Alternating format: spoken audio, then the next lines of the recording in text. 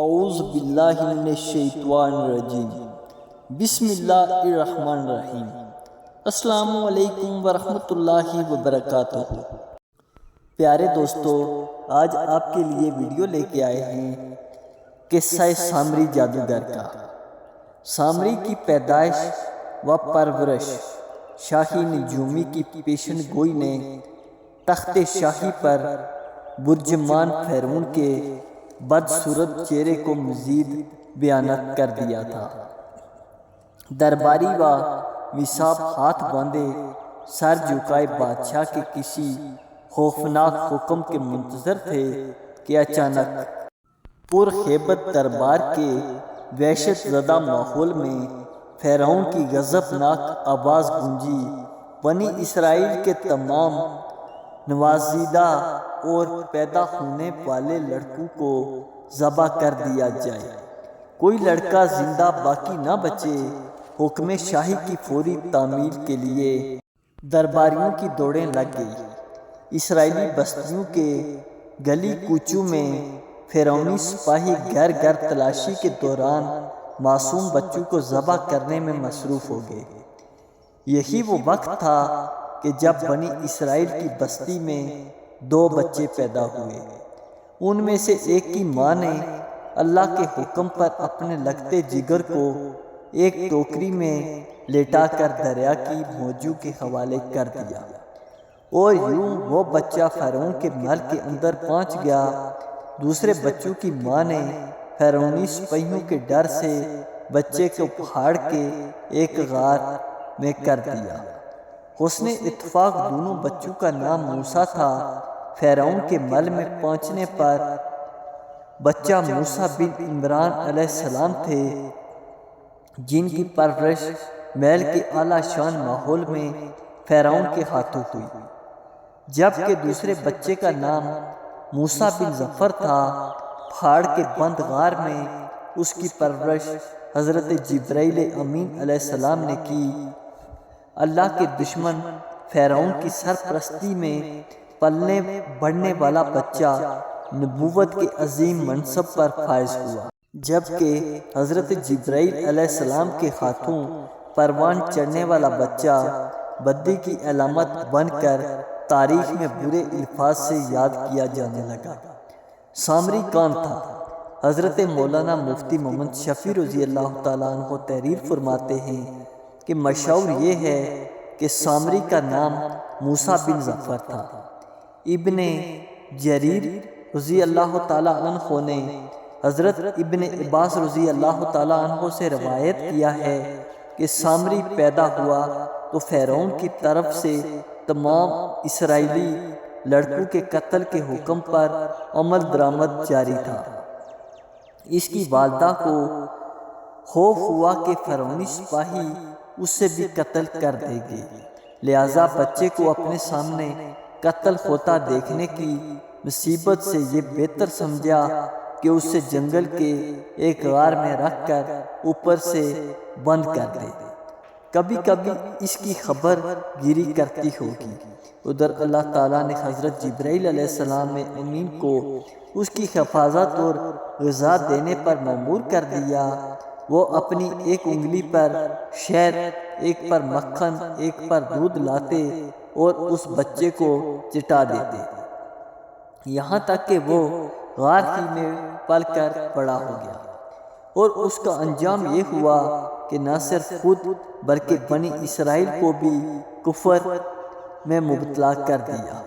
پھر قہر الہی میں گرفتار ہوا۔ بعض روایات کے مطابق سامری آل فرعون کا کبتا تھا، جو حضرت موسیٰ علیہ السلام کے پڑوس میں رہتا تھا اور ان پر ایمان لے آیا تھا۔ جب موسیٰ علیہ السلام بنی اسرائیل کو لے کر مصر سے نکلے تو وہ بھی ساتھ ہو لیا۔ بعض روایات میں ہے کہ وہ بنی اسرائیل ہی کے ایک قبیلے سامرا کا رئیس تھا۔ حضرت سعید بن جبیر رحمۃ اللہ علیہ نے فرمایا کہ سامری فارسی تھا اور کرمان کا رہنے والا تھا۔ حضرت ابن عباس رضی اللہ تعالیٰ عنہ نے فرمایا کہ وہ ایک ایسی قوم سے تعلق رکھتا تھا جو گائے کی پرستش کرنے والی تھی۔ وہ کسی طرح سے مصر پہنچ گیا تھا اور بظاہر دین بنی اسرائیل میں داخل ہو گیا تھا، مگر اس کے دل میں نفاق تھا۔ حاشیہ قرطبہ میں ہے کہ سامری ہندوستان کا ہندو تھا جو گائے کی عبادت کرتے ہیں۔ وہ موسیٰ علیہ السلام پر ایمان لایا لیکن بعد ازاں کفر کی طرف لوٹ گیا، یا پہلے ہی سے اس نے نافقانہ طور پر ایمان کا اظہار کیا۔ واللہ اعلم۔ فرعون عبرت کا نشانہ بن گیا۔ فرعون بحیرہ عمر میں غرق ہو چکا تھا، لیکن حضرت موسیٰ علیہ السلام کی قوم کے بہت سے لوگوں کو اس کے غرق ہونے کا یقین نہیں آتا تھا۔ حضرت موسیٰ علیہ السلام نے دعا فرمائی اور اللہ تعالیٰ کے حکم سے دریا نے اس کی لاش کو باہر خشکی پر پھینک دیا۔ ارشاد باری تعالیٰ ہے، آج ہم تیری لاش کو پانی سے نکال لیں گے تاکہ تم ان کے لیے نشان عبرت ہو جو تیرے بعد ہیں، اور بہت سے لوگ ہماری نشانیوں سے باخبر ہیں۔ حضرت موسیٰ علیہ السلام فرعون کے غرق ہونے کے بعد بنی اسرائیل کے ساتھ بحیرہ عمر پار کر کے وادی سینا کی جانب چلے۔ اللہ نے بنی اسرائیل کی ہدایت و رہنمائی کے لیے حضرت موسیٰ علیہ السلام کو آسمانی کتاب دینے کا فیصلہ فرمایا اور انہیں 30 راتوں کے لیے کوہ طور پر بلا لیا، جنہیں مزید 10 راتوں کے اضافے کے ساتھ 40 راتیں کر دیا۔ حضرت موسیٰ علیہ السلام نے کوہ طور پر جانے سے پہلے اپنے بھائی حضرت ہارون علیہ السلام کو اپنا جانشین مقرر کر دیا تھا۔ وہ بھی اللہ کے نبی تھے۔ حضرت ہارون علیہ السلام بنی اسرائیل کو واعظ و نصیحت فرماتے رہتے تھے کہ ایک دن انہوں نے فرمایا، اے بنی اسرائیل، تم لوگ جب مصر سے نکلے تھے تو تمہارے پاس فرعونی قوم کا بہت سا زیور امانت اور عاریت کے طور پر محفوظ ہے، جبکہ تمہارے اپنے پاس بھی بہت سا زیور موجود ہے۔ کباتیوں کا سونا چاندی تم لوگوں پر حلال نہیں ہے اور نہ ہی اس سے واپس کیا جا سکتا ہے، چنانچہ میرا مشورہ ہے کہ اس حرام کے مال سے ہم سب کو جان چھڑاؤ۔ پھر انہوں نے ایک گہرا گڑھا کھودا اور سب کے زیورات اس گڑھے میں دفن کر دیے۔ سامری نے بچھاڑا تیار کر لیا۔ سامری جادوگر یہ سب کچھ دیکھ رہا تھا، چنانچہ جب رات کے آخر پہر قوم میں گہری نیند سو گئی تو وہ خاموشی سے اس جگہ پہنچا اور تمام زیورات اکٹھے کر کے اپنی کھلی میں لے آیا اور اس سے پگھلا کر گائے کا ایک بچڑا بنانے میں مصروف ہو گیا۔ سامری نے حضرت جبرائیل علیہ السلام کے گھوڑے کے ساموں کے نیچے کی مٹی بھی اس میں شامل کر دی۔ یہ مٹی اس نے چپکے سے اس وقت لی تھی جب حضرت جبرائیل علیہ السلام بنی اسرائیل کو دریا پار کرا رہے تھے۔ بچڑا جب تیار ہو گیا تو اس کی خاصیت یہ تھی کہ جب اس میں ہوا داخل کرتے تو یہ بیل کی آواز نکالتا۔ اس مصنوعی آواز سے سامری نے بنی اسرائیل کو گمراہ کیا اور بنی اسرائیل کی ایک بڑی تعداد سامری کے مکرو فریب کا شکار ہو گئی۔ اللہ تعالیٰ نے قرآن پاک میں فرمایا، پھر اس سامری نے اس کے لیے ایک بچڑا بنا دیا، یعنی بچڑے کا بت جس کی گائے کی طرح آواز بھی تھی۔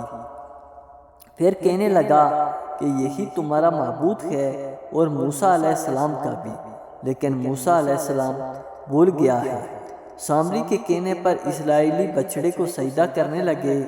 ایسے میں حضرت ہارون علیہ السلام نے انہیں سمجھانے اور بچڑے کی عبادت سے روکنے کی بڑی کوشش کی، جیسا کہ قرآن مجید میں ہے، اے میری قوم کے لوگوں، اس بچڑے سے تو صرف تمہاری آزمائش کی گئی ہے، تمہارا حقیقی پروردگار تو اللہ تعالیٰ ہی ہے، بس تم سب میری تابع داری کرو اور میری بات مانتے چلے جاؤ۔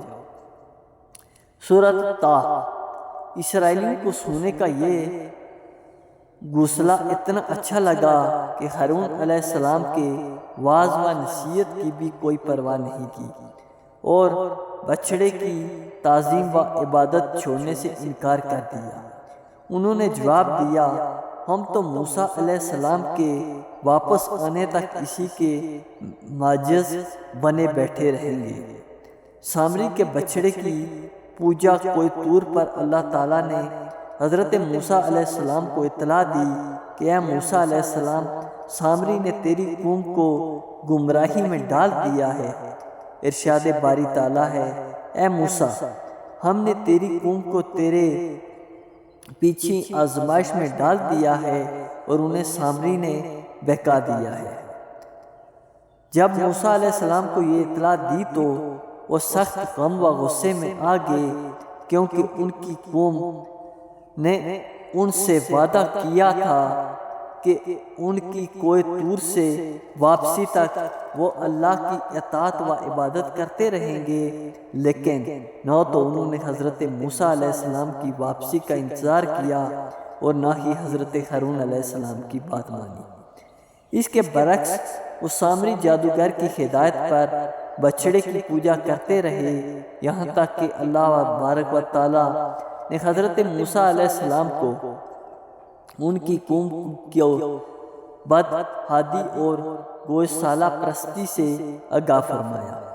قوم کی بدعہدی پر باعث ناراضگی حضرت موسیٰ علیہ السلام جب تورات کی تختیاں لے کر کوہ طور سے واپس ہوئے تو دیکھا کہ قوم سامری کے بچڑے کی پرستش میں مصروف ہے۔ یہ دیکھ کر آپ کو سخت تکلیف پہنچی، فوراً تختیاں ایک طرف رکھی اور اپنے بھائی کا سر پکڑ کر انہیں اپنی طرف گھسیٹنے لگے۔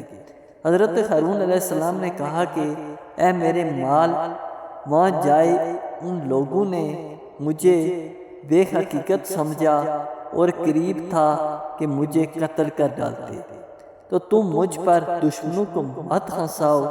حضرت موسیٰ علیہ السلام نے اپنے بھائی سے فرمایا، اے ہارون، انہیں گمراہ ہوتا ہوا دیکھتے ہوئے تجھے کس چیز نے میرے پاس آنے سے روکے رکھا ہے؟ کیا تو بھی نافرمان بن بیٹھا؟ اس وقت حضرت موسیٰ علیہ السلام نے نہایت غصے کی حالت میں اپنے بھائی کی داڑھی اور سر پکڑ کر جھنجھوڑا اور پوچھا، جس پر حضرت ہارون علیہ السلام نے انہیں اتنا سخت رویہ اپنانے سے روکا۔ ارشاد باری تعالیٰ ہے، ہارون علیہ السلام نے کہا، اے میرے ماں جائے بھائی، میری داڑھی نہ پکڑ اور سر کے بال نہ کھینچ، مجھے تو صرف یہ خیال دامن گیر ہوا کہ کہیں آپ یہ نہ فرمائیں کہ تو نے بنی اسرائیل میں فرقہ ڈال دیا اور میری بات کا انتظار نہ کیا۔ سامری سے سخت لہجے میں باز پرس بھائی ہارون علیہ السلام سے باز پرس کے بعد اب باری تھی سامری کی، جو سر جھکائے قریب ہی کھڑا تھا۔ حضرت موسیٰ علیہ السلام سامری کی جانب متوجہ ہوئے اور سخت لہجے میں پوچھا، سامری تیرا کیا معاملہ ہے؟ تو نے قوم کو بت پرستی پر کیوں لگایا؟ اس نے جواب دیا، میں نے ایسی چیز دیکھی جو اوروں نے نہیں دیکھی، تو میں نے فرشتے کے نقشے پا سے مٹی کی ایک مٹھی بھر لی، پھر اسے بچڑے کے قالب میں ڈال دیا۔ اس طرح میرے دل نے اس بات کو میرے لیے اچھا سمجھا۔ حضرت جبرائیل امین کو دیکھنے کے تعلق سے ایک روایات یہ ہے، جس وقت بنی اسرائیل دریا پار کر رہے تھے تو حضرت جبرائیل امین علیہ السلام ان کی مدد کے لیے اپنے گھوڑے سوار وہاں سے موجود تھے۔ دوسری روایت یہ ہے کہ دریا پار ہونے کے بعد حضرت موسیٰ علیہ السلام کو کوہ طور پر آنے کی دعوت دینے کے لیے حضرت جبرائیل امین گھوڑے پر سوار ہو کر تشریف لائے تھے۔ ایک روایات حضرت ابن عباس رضی اللہ تعالیٰ عنہ بیان فرماتے ہیں کہ سامری کی پرورش خود حضرت جبرائیل امین علیہ السلام کے ذریعے ہوئی تھی، جس وقت اس کی ماں نے اسے غار میں بند کر دیا تھا۔ حضرت جبرائیل امین علیہ السلام روزانہ اسے غار میں غذا دینے آتے تھے۔ وہ ان سے مانوس تھا اور انہیں پہچانتا تھا، جبکہ دوسرے لوگ نہیں پہچانتے تھے۔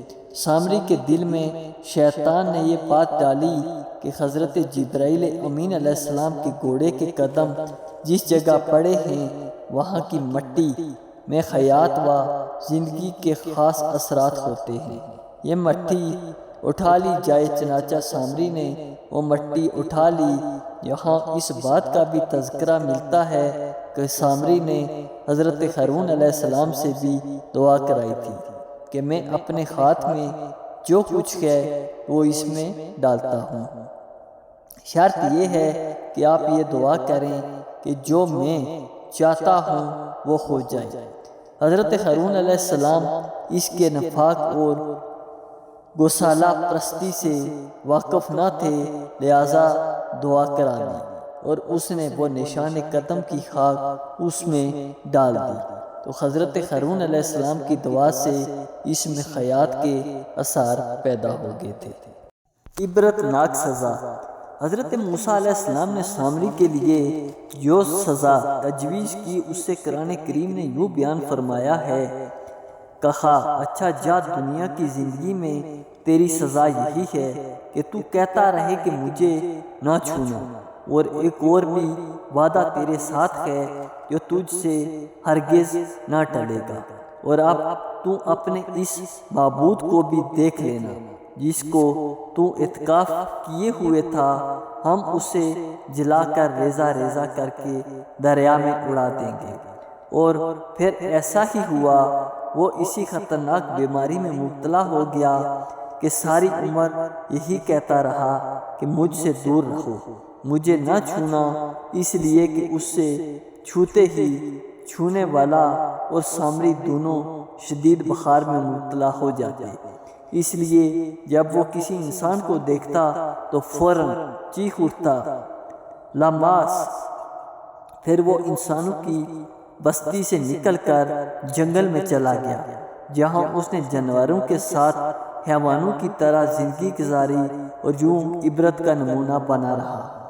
گویا دنیا میں لوگوں کو گمراہ کرنے کے لیے جو شخص جتنا زیادہ مکر و فریب، جھوٹ، فراڈ اختیار کرے گا، دنیا میں اور آخرت میں اس کی سزا بھی اسی حساب سے شدید تر اور نہایت عبرتناک ہوگی۔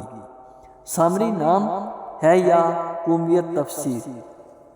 ماجدی میں مولانا عبد الماجد دریابادی تحریر کرتے ہیں کہ بعض محققین کے نزدیک السامرہ بنی اسرائیل کے قبائل میں سے ایک قبیلہ تھا اور سامری کا تعلق اس قبیلے سے تھا۔ مولانا ابو الکلام آزاد ترجمان القرآن میں لکھتے ہیں کہ قیاس یہ کہتا ہے کہ سامری سے مراد سامری قوم کا ایک فرد ہے، اور سامری کا عربی میں قدیم نام سامری تھا۔ سامری قبائل کا اصل وطن عراق تھا، مگر یہ لوگ دور دور تک پھیل گئے تھے۔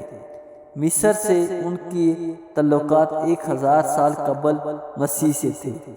معلوم یوں ہوتا ہے کہ اس قوم کا ایک فرد بنی اسرائیل میں مقیم تھا۔